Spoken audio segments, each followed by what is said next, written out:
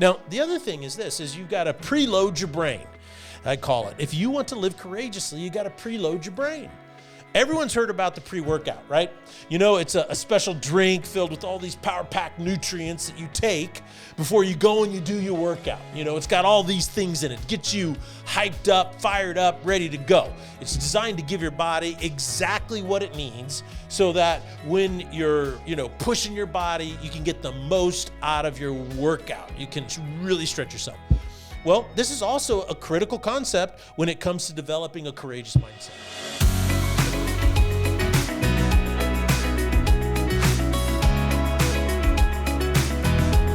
Hey everyone, and welcome to the Salty Pastor Ministries podcast, where our goal is to coach you up in your faith. Now, the majority of people who listen to the Salty Pastor do so on audio through a podcasting service of some sort. But there's also a number of people who will go to the YouTube channel and watch there.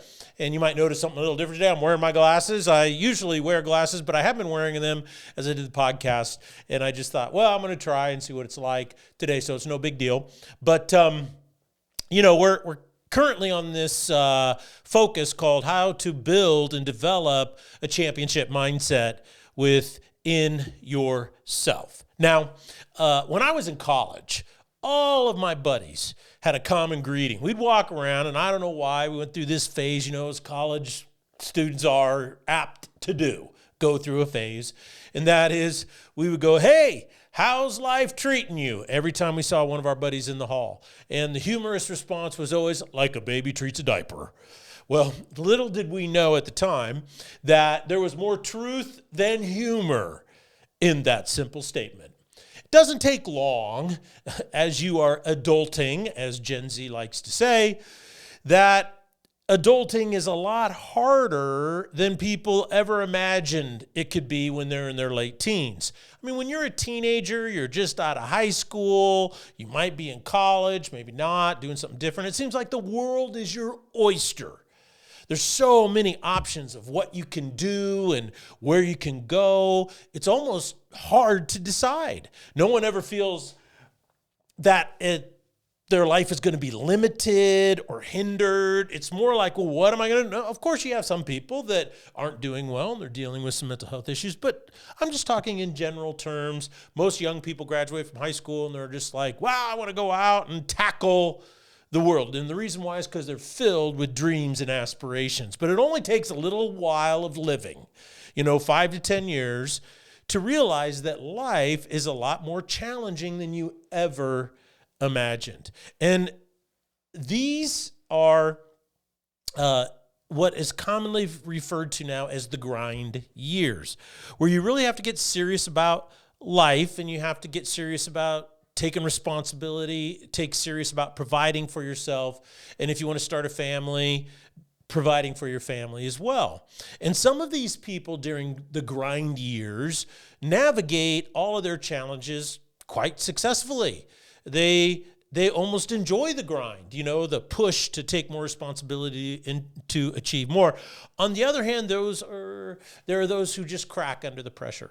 They just can't handle it, and they want to give up. And what's really interesting is we can look back through history and we can see examples of people who navigated things successfully, big, huge challenges historically. And then there's those who cracked under the pressure, right? Who just kind of threw in the towel.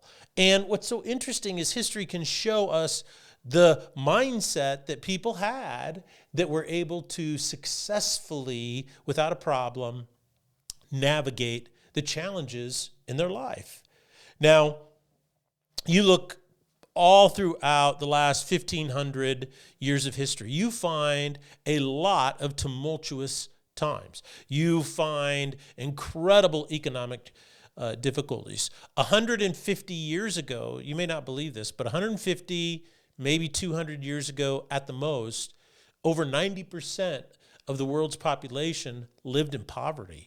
That's right. The majority of people were poor. And you add to that the constant wars that were happening, particularly in Western civilization, which was at that time centered in Western Europe. And so In Europe, you have all of these wars just constantly happening. So the life expectancy of people was very low. You add to that infant mortality, and it was huge, upwards of 50%. 50% of all children died before they reached the age of 5 or 6. I mean, it's just some outrageously high number. And then you have just sickness and illness and plagues and viruses. And boy, it was just not an easy go of it. Today, we live in what is considered the most affluent, comfortable, and easy society that has ever existed in the history of the world. So how do people of the past not only navigate their incredible challenges, all the things that they faced without a problem, and why is it so much more difficult for people today who have it such an easier go of it? Well, they had a specific mindset. They had an absolutely different mindset.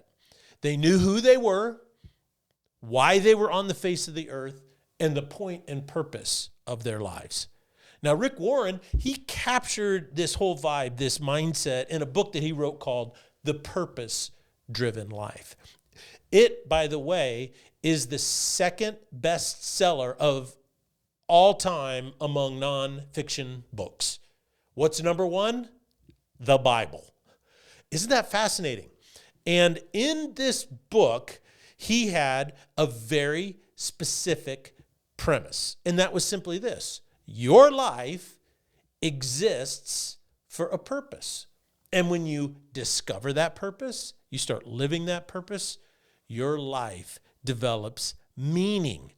I would say that knowing your life has a purpose is what I call the Christian championship mindset.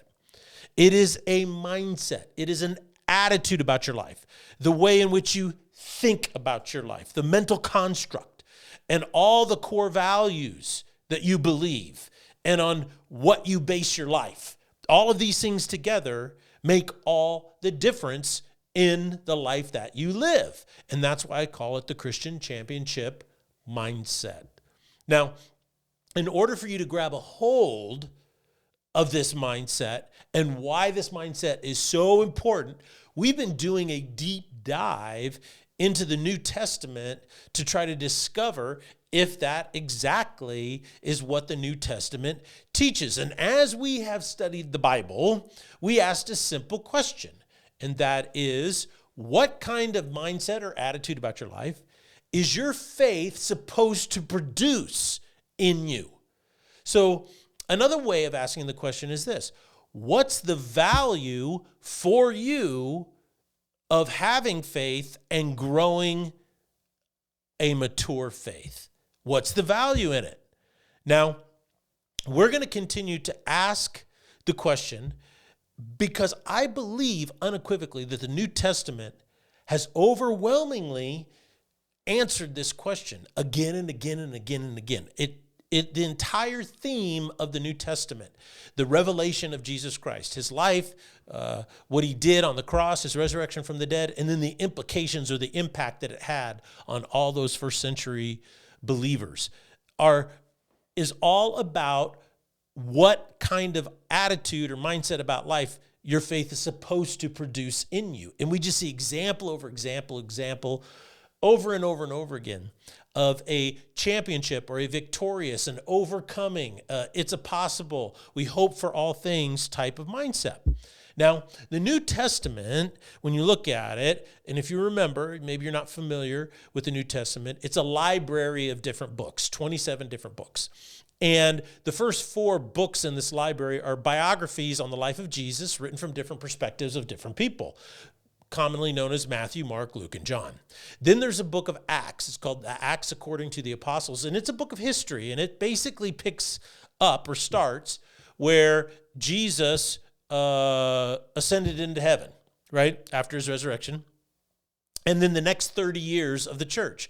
What happened, who led it, some of the most important things and events that shaped the early church, right?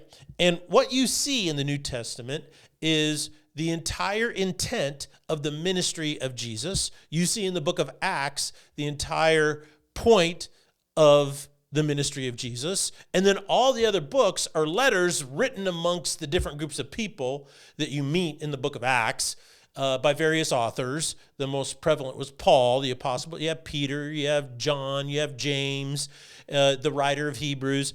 And what all of these authors were doing were writing about the implications of what Jesus accomplished on the cross. And so what we see in the New Testament is that the overwhelming mission of Jesus Christ was to come and redeem people. And to do this, he had to conquer sin and death, and that's why he died on the cross. And then he rose from the dead. Now, having victory over sin and death, having victory over the evil of this world is what makes it possible to redeem you, because the evil, the sin, the flaws in this world no longer lay claim to you because you've been redeemed, which means bought back. So Christ buys you out of it. And so your faith should produce in you an absolute, unequivocal mind of Christ. That's what Paul says, is that we want to have the mind of Christ. Well, what is that? Well, the mindset of Jesus Christ is a victorious mindset, a mindset that says we can overcome sin and death and evil. We can come over brokenness and malice and anger and hatred and violence. We can overcome all of these things and have victory over them, even if they continue to exist while we're still alive. So one of the most important factors or variables or elements in developing this victorious mindset of Christ in yourself is the virtue of courage. That's right. It is the courageous mindset. And I think focusing on the virtue of courage, mulling it over in your head, considering its implications, chewing on it, meditating on it, is a very important spiritual discipline. And the reason why I say that is because this spiritual discipline is what is going to help you develop the same attitude as Christ, or the mindset of Christ in your life, which is a victorious mindset. Okay? So the entire New Testament is all about overcoming sin and death. It's about victory. When you go and read the other letters, is just further examples of this. You know, you read the book of Hebrews, and it's an entire essay pleading with people, the early Christians, don't go back to the old way because that's a losing way. Stay focused on Jesus because Jesus is the victor, and he's the only way to have victory. So you hear these themes constantly, and I've been sharing them with you, and I just want to remind you of them. So in order for us to have the victory, in order for us to have that mindset, mulling and considering and meditating on courage is one of the best ways to get there, right? It's one of the fastest, most efficient, most significant, meaningful, and deep ways to get to the mindset of victory that comes from Christ. So let's talk about it. Let's continue to talk about it a little bit more, all right? Now, on Tuesday's podcast, we investigated numerous aspects that go into developing a courageous mindset. If you are just listening to this podcast or watching on YouTube for your Sunday morning message, that's awesome. Let me give you a quick recap of what we talked about on Tuesday, and that is this. We talked about how the Bible teaches that you need to be courageous. You need to get in the habit of taking action steps that move you in a positive direction. We talked about the importance of facing your fear and importance of feeling the fear, right? We talked about training your mind to see problems and obstacles as opportunities for growth. That's training your mind to control your emotions, because emotionally, sometimes our feelings tell us that when something bad or there's an obstacle or challenge before us, life is bad. Well, you've got to teach your mind to control that emotion and say, no, it's not bad. It's just an opportunity to grow. We talked about how developing discipline. Discipline helps you create a courageous mindset, understanding the balance between how strong and powerful you are as a man or a woman, and that you can go into any circumstance and you can make it worse or you can make it better. That's power. And you have to couple that power with self-control. We talked about mental toughness, how you develop more mental toughness for the purpose of living courageously. And I want to add to this list a little bit in our discussion today. And that is simply this. If you want to develop a stronger, courageous mindset, then you have to practice what is known as truth telling. Jordan Peterson talks about this a lot in his messaging, and he talks about how you have to tell the truth. And he picks up on this notion, I believe, from what Paul told the Ephesians 2,000 years ago, and that where he said, to one another speak the truth. And then he says, speaking truth in love. And there are lots of different aspects to truth telling. Almost 90% of the time, we consider it telling the truth to other people or about other people. I only have time to focus on one aspect that is generally overlooked, but it's the most significant thing when it comes to developing a courageous mindset. And it is by far the most difficult one to do, and that's why it's overlooked so much and not focused on very much, and that is simply this: telling yourself the truth. This is by far, as I said, the most critical thing that you can do if you want to develop a courageous mindset. It's only when we learn how to be brutally honest with ourselves, telling ourselves the truth about who we are, what we actually believe, and whether our actions line up with our core beliefs, are we able to get out of a fog or a confused conscience. And if you remember, the goal of the instruction, according to Paul in 1 Timothy 1:5, is what? It's love from a pure heart, a clear conscience, and a sincere faith. And courage comes from a clear conscience, knowing who you are, why you're here, what your purpose is, and the right and wrong. You have convictions, and that's so powerful if you want to live courageously. And so you have to be brutally honest with yourself in order to be more clear in your conscience. And that's a critical part. So practice being honest with yourself.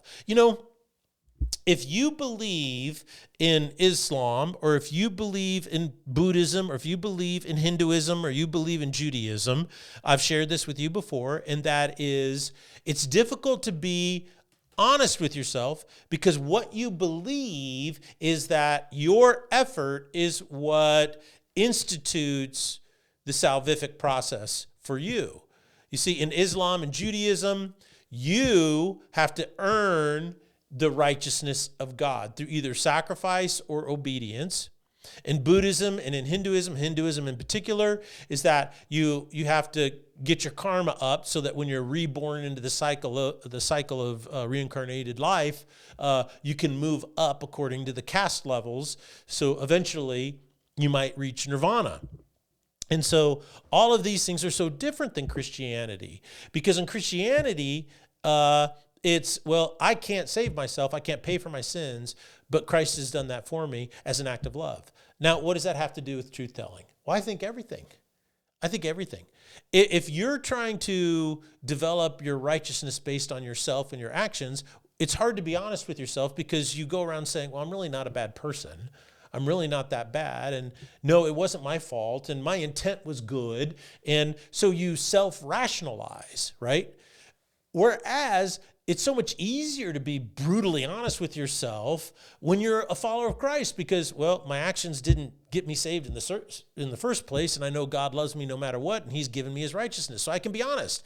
Yeah, I have a problem with that, but that doesn't negate that I've been saved by Christ. It doesn't negate that God loves me, that God gave himself up for me. And so I'm safe. I can admit unequivocally my flaws because I will never be rejected by God. You see how that is so important to growing to maturity, is being brutally honest with yourself. And that's how you become more courageous. You don't have to tell yourself something you're not. You know who you are.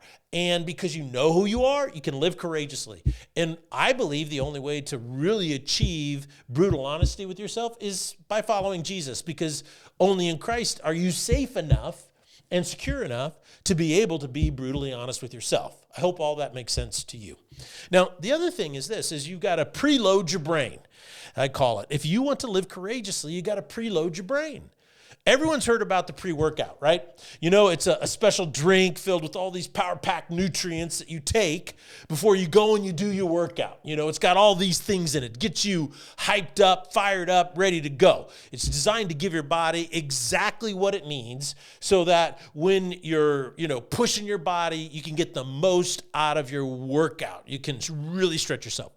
Well, this is also a critical concept when it comes to developing a courageous mindset. And here's how it works. You have to prepare your brain to think courageously each and every day because it won't happen naturally. Naturally, you're going to feel the temptation, the pull to think more towards ease, comfort, and survivability as opposed to courageous living, courageous overcoming, victorious living. And so your natural tendency is towards the survive and relax as opposed to overcoming and have victory or living courageously. So you have to preload the brain. You have to develop a courageous mindset by getting your brain to think courageously each and every day. So how do you do that? How do you preload your brain? Well, according to Paul in Romans 12:2, he says, I want you to be transformed by the renewal of your mind. Okay, well, how do you do that? Well, in America, if you've grown up under modern philosophy, they call it modernity, and that was before postmodernism, but that's what our entire educational system is based upon. And we've all been taught to think this way, and that is simply, the more I know, then the more I'll grow. So what people do is they just fill their head with more facts, right? Well, if I know all these facts, if I have knowledge, then I'm a wiser person. But according to 1 Corinthians, Paul is talking about something different when he says you need to renew your mind, because he's not talking about more facts. In 1 Corinthians, he actually says this. He goes, knowledge just puffs you up. So just knowing more things and remembering more things doesn't make you more spiritual. It just makes you more prideful. And I think that is a fascinating assessment, right? He's not talking about the renewal of your mind by gaining more facts. Now, you might need more knowledge, right, in order to gain more maturity, but simply having more knowledge does not result in a renewal of your mind. What is it then he's referencing about renewing your mind? Well, he's getting to something deeper. And I believe you find out what he's getting to in the context in which he wrote this verse. Context is king whenever you want to understand any statement anybody ever wrote or said. And in the context of chapter 12, he goes on and says, look, you need to live with humility. He goes on to say, let love be without hypocrisy. He says, be devoted to one another in brotherly love. He says, let justice run its course. And it's really interesting.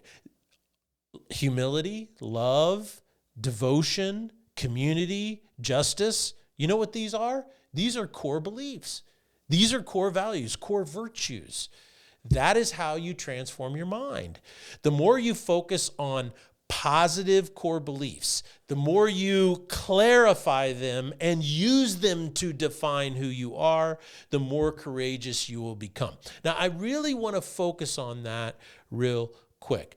And that is using your core beliefs to define who you are. And this is where the knowledge component comes in if you want to transform your mind. Now, the difficulty is that if you have false beliefs about yourself and you believe those false beliefs, then in order to change those false beliefs, you have to have a truth statement. And the first step in accepting a truth statement is knowledge. So if, let's say you have a false belief, like for instance, I'm never going to amount to anything, I'm not good enough, I don't imagine why God would even want to save me. Okay, well, you have to change that false belief into a different belief, to a truthful belief. Well, how do you know it's true? Well, you need the knowledge of what Jesus said about you in the New Testament. And that is, he said, I came because I love you, for God so loved the world. And I died because I love you. I died to give my life a ransom for many. I did not come to be served, but to seek and save that which is lost. As a matter of fact, the fact that you feel regret and remorse over your flaws and your failures and in your imperfectness and your inabilities and your not being who you are is exactly why I came. And I want you to know that I love you so much I came to redeem you out of that. That's what's so, you can't change your false belief until you know, right, knowledge, the true factual beliefs of why Christ came and why he did what he did. But then beyond that, you have to say, okay, God loves me so much that he came to die for me. But what he did is he bestowed his righteousness upon me as an act of love. So he redeemed me and bought me back. So I don't belong to myself anymore. I belong to him. So I don't have the luxury anymore of believing false things about myself. As a matter of fact, it is wrong of me to do that because that's not who I am. I now belong to Jesus, and so I must adopt what he says about me to be the truth. And that new truth is how I must define myself. And this is the number one way, if I may kind of add something in here, this is the number one way to not be a Pharisee in following Jesus. It's the number one way to stop being legalistic and arrogant in your own character and how much you've developed. And that is simply by defining yourself on the basis of what Jesus has done for you and saying to yourself, I don't have the luxury of believing false things. I must now adopt true things if I want to have a mature faith. So to do that requires courage, because deep down in all of us, we all desire this self-justification. We don't want people to go, oh, you're such a bad person. Look at all the bad things you did. And, because we get judged by people. People point fingers at us. People have opinions about us. What's really interesting is none of those things ever actually influence you. They can only influence you if you allow that to happen, if you believe that people believe those things about you. So what's really interesting is how this all fits together. I mean, think about what I just said. Just think about that. These opinions that you're so concerned about can't affect you unless you're concerned about their opinions. That seems circular reasoning to me. But that influences us. And because it influences us, when we do better and we have more success, we love the accolades, the slap on the back. We like the respect that we gain, that people look up to us. But the problem with that is we are not walking in the true righteousness of Christ. And that is, we are made righteous by his blood, not by what we have done or haven't done, and not by what we are doing or will do. It all comes down as an act of grace, a free gift of God bestowed upon you. And so that's the best way to not become arrogant or a Pharisee or legalistic. And that's why courageous mindset is so important, because it allows you to act boldly. It allows you to act forward. It allows you to have more joy in your life, more confidence in your life, without ever becoming a jerk in the process, right? Some brash person that nobody likes. It's just a wonderful thing. So I want to leave you with a challenge. And here's a really great challenge for you. And that is this. Every single person, every one of us, over the next 12 months is going to be facing some type of change. We're going to go through a transition or a change in the next 12 months. What is yours? What big change are you going to have to go through in the next 12 months? Now, once you have that answer in your mind, I want you to ask yourself this question regarding that thing you're facing, right? What would a courageous mindset look like going through that transition? Did you get it? What would a courageous mindset look like going through whatever transition it is that you will be facing? So I just want to ask you to consider that and think about it, because I want you to live each and every day more courageous than the day before. And remember, don't compare yourself to other people. Just chart yourself. Live courageously, my friends. Now, coming up real soon, I just wanted you to know that my new book, actually it's like a 3rd edition book on how to read and understand the Bible, has now been, it's got a new cover. It's up on Amazon. You go to Amazon, you can search Dr. Douglas Peak and the title of the book, How to Read and Understand the Bible, and you can pick up a copy right there. It's a great gift. Give it to people. And what it really does is it helps people who have no knowledge of the Bible. And it basically does 2 things. One, it tells you where to start to read so you don't miss the main point, because it is a little confusing. You have 66 different books written by 40 different authors over a 1,500-year period of time. And so it can be a little confusing knowing where to start. But the other thing is it also points out why you can trust that what you're reading is true. So go grab that book. It's a great resource. And I've always wanted to hawk a book, just kind of hawk it and push it. And I finally get that chance. So just by listening to me and my spiel, you're making one of my dreams come true. I hope you love my sarcasm. Also, most of the people listen to this on a podcasting, through audio. We see most of our subscribers and our downloads that way. But we also use a YouTube channel. And it's becoming more popular. So if you would go there to YouTube and look up The Salty Pastor and like and subscribe. Because the more subscribers we get, the more impactful the ministry can become. Finally, go to the website, thesaltypastor.com, and you can sign up for a weekly inspirational email. Love for you to have that. Also, click on that donate button and become a regular supporter of this ministry, because it is 100% supported by listeners like you.